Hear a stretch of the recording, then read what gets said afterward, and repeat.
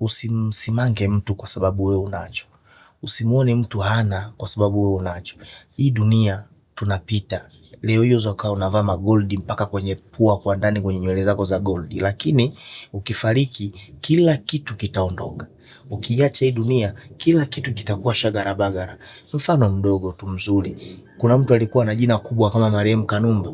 Kuna mtu alikuwa amjui marehemu Steven Kanumba, lakini leo hii kuna kila mtu katika ubongo wake tena hayupo yule mtu katika akili zao. Kwa watu hapa ambao wanamkumbuka, lakini sio kwa ukubwa huo. Kwa sababu gani?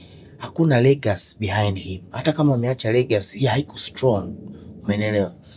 Apart na sisi mabrother zetu kutengeneza ule yani kutengeneza powerful legacy waje kuishi vizuri, ndo kwanza wanaanza kuwasimanga watu. Michael Jackson yule pale amefariki 2009, lakini mpaka leo ukimtaja MJ kila mtu anamjua Michael